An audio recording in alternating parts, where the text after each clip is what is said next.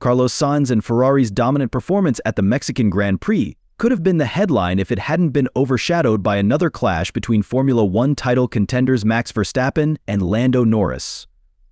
This was the second time within a week that they faced off, but this time, Verstappen faced double penalties, and it's safe to say he wasn't pleased, making sure to voice his frustration both during and after the race. The pressing question now is whether these penalties will have an impact on the title race and, most importantly, what measures the FIA might take to prevent similar situations in the remaining 4 races. This incident came only a week after Verstappen avoided sanctions for 2 contentious moments against Norris in the United States, where he aggressively overtook in the first corner and later forced Norris off the track while defending his position. Verstappen's infractions in Mexico were more evident than those in Austin, where he had taken advantage of the leeway given by the race officials when evaluating such on-track battles. In Austin, Verstappen stayed within the rules by keeping his car on track at the start and taking advantage of the added flexibility granted by officials during the first lap. Later in the race, he managed to reclaim his lead at a crucial point when Norris tried to pass from the outside. The race stewards determined that Verstappen was within his rights to push Norris toward the track edge, even though Verstappen himself briefly went off the track. This interpretation of the rules, which doesn't require the inside car to stay on track, seemed poised for change following discussions aimed at revising these guidelines before the season's end. Many drivers considered this regulation a loophole, and it was thoroughly debated during the Mexico Grand Prix weekend. Under the current regulations, Verstappen's maneuvers in Austin were technically permitted. However, in Mexico, he clearly crossed the boundary twice. The first penalty of 10 seconds came when he forced Norris off the track in a move reminiscent of Austin. This time, Norris had a better overlap at the turn and stayed beside Verstappen through to the exit, maintaining position until Verstappen pushed him out. Norris rejoined the track ahead of the Red Bull and race leader Carlos Sainz, promptly allowing Sainz back into the lead after inadvertently overtaking him. To justify their decision regarding the Turn 4 incident involving Verstappen and Norris, the stewards stated that they reviewed data from positioning systems, video footage, radio communications, and in-car cameras. Norris had been attempting to pass Verstappen from the outside at Turn 4 and was ahead at both the entry and apex. As they approached the exit of the corner, Norris was forced off the track by Verstappen. The stewards believed that the maneuver was controlled and that Norris would have been able to complete the pass on the track had he not been pushed out. Norris cut across the corner but immediately gave back the position he had gained to Sainz. This penalty was considered standard for such incidents. Verstappen, however, retaliated with an aggressive move in the medium-speed left-hand turn at the start of the sweeping section. He overtook Norris on the inside but went wide, pulling Norris into the runoff area with him.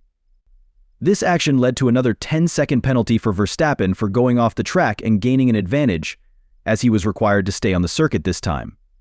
In contrast, Norris had been the one overtaking from the outside during their Austin encounter.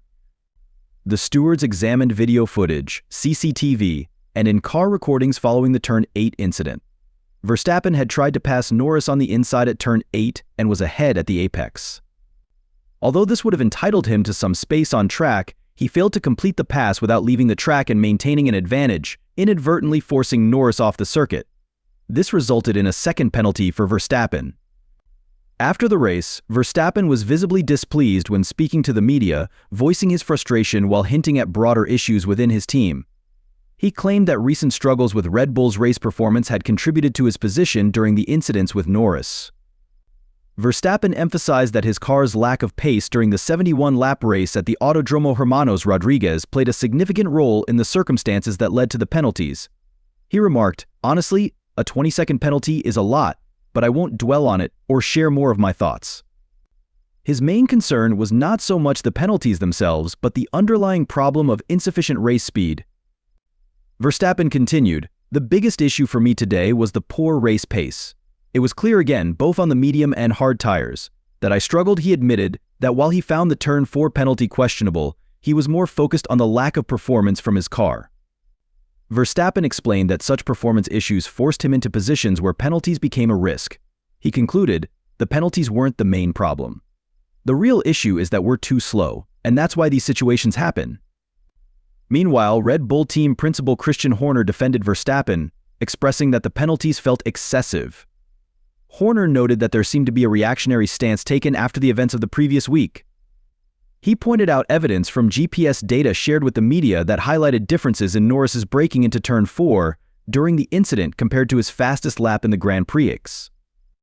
Horner elaborated further, stating, first of all, the decision to issue two separate 10-second penalties felt quite harsh. He suggested that there might be a deeper issue at play and noted the importance of discussions between driver stewards and racers. Using GPS data as evidence, Horner pointed out that during Norris's fastest lap of the Grand Prix, he braked much later and at a higher speed when compared to the lap in which he clashed with Verstappen. This shows that he approached Turn 4 with a speed 15 km/h higher than his best lap, which made it impossible for him to stay on track, Horner explained, adding that Norris's onboard camera confirmed the difference. Horner mentioned that, given the heavier fuel load at that point in the race, Norris's attempt appeared overly ambitious. He argued that the regulation changes have skewed racing dynamics, favoring drivers who merely place their car slightly ahead at the apex rather than focusing on making a clean corner exit. He remarked, "It used to be about the boldness of taking the outside line. Now we risk reversing the rules where drivers push to get ahead at the apex and expect room to be given at the exit." He continued, "You can see from Norris's movements that he released the brakes earlier and made a late push to secure the position, making it hard to claim he had the corner." Horner emphasized that penalties based on intricate rule interpretations could overly complicate racing, turning it into a debate on technicalities rather than the art of competition. Verstappen, on the other hand, was less concerned about the rulebook and more focused on his race struggles. Reflecting on his performance, he admitted that the hard tires provided little grip and that braking stability was a persistent issue, limiting his ability to compete effectively against Mercedes. "I pushed hard to recover to 6th, but there was no real opportunity to challenge the Mercedes cars ahead. My car just didn't have the grip I needed, and braking felt like a constant fight," Verstappen said. Despite the disappointment, he looked forward to analyzing the data and hoped for a stronger showing in Brazil. Verstappen's acknowledgement of his own struggles was balanced by Horner's concerns about how racing regulations were being enforced. Horner argued, "We may be overcomplicating things by needing an instruction manual just to understand overtakes. Racing has long been based on simple principles. If you have the inside line, you command the corner." He suggested that the current guidelines might encourage drivers to push for minimal leads at the apex, regardless of their ability to complete the turn cleanly. This, Horner noted, undermines the original spirit of competitive racing. Despite Horner's defense, Verstappen's priority was addressing his car's lack of race pace. He described how he felt particularly disadvantaged in Mexico, with performance issues more pronounced than usual. "We're trying to make improvements, but it's a bit inconsistent," he shared. "While there were some positive signs, this race was especially challenging. Hopefully we'll be more competitive in Brazil." Verstappen touched on his battle with Norris, saying, "Lando and I didn't even make contact, but the penalties changed the way the race played out. Finishing 6th wasn't ideal, but with the car I had, it was the best I could do." He reflected on how his inability to compete with Mercedes highlighted the core issue: his car's pace just wasn't sufficient. He added, "I was sliding all over the place and couldn't get my brakes to work the way I needed them to." The day was tough from start to finish. The penalties, while impactful, seemed secondary to Verstappen's main frustration. He emphasized that the situation was more about team performance than regulatory debates. As he and Red Bull look to the future, one thing is clear: their focus will be on finding consistency and better race day performance. Verstappen's concerns were echoed in his post-race reflections, where he reiterated that the real challenge was not simply the penalties but the fundamental issue with the car's speed. "When you're struggling to keep up with the competition, every decision on the track becomes that much more critical," he noted.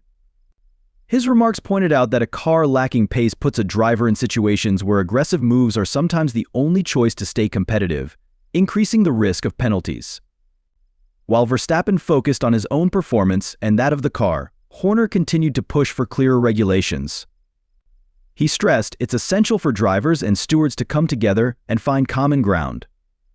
"The way rules are currently being interpreted seems to reward tactics that aren't true to the nature of racing." Horner's perspective was clear: the aim should be to keep racing fair but straightforward, avoiding scenarios where every move on track becomes a point of contention. Horner's analysis of the race data pointed out specific details such as Norris's braking points and tire conditions during key moments. By showing how Norris braked later than usual, he highlighted the risks involved in trying to make a late move on a fully fueled car. This is a crucial aspect that needs to be factored into decisions, Horner explained, indicating that fairness should be balanced with realism about what cars and drivers can achieve at various points in a race. For Norris, his confrontations with Verstappen showed his mettle as a driver ready to take risks while respecting the boundaries of the track. It underscored his growth and his capability to challenge even the top contenders. This race, with its intense battles and high stakes, proved how quickly the dynamics could shift and how crucial adaptability is in this sport. As anticipation built for the next Grand Prix in Brazil, both Red Bull and its competitors prepared to fine-tune their strategies. For Verstappen, the focus remained on regaining his edge and ensuring that his car would deliver when it mattered most. The journey ahead promised more intense moments and challenges, but with the lessons learned in Mexico, the teams geared up with a renewed determination. The Mexican Grand Prix might have sparked debates and raised eyebrows, but it also set the stage for a dramatic close to the season.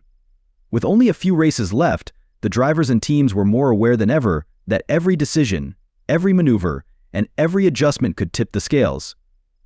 The countdown to Brazil had begun, with the stakes higher than ever and every lap bringing them one step closer to the season's ultimate resolution.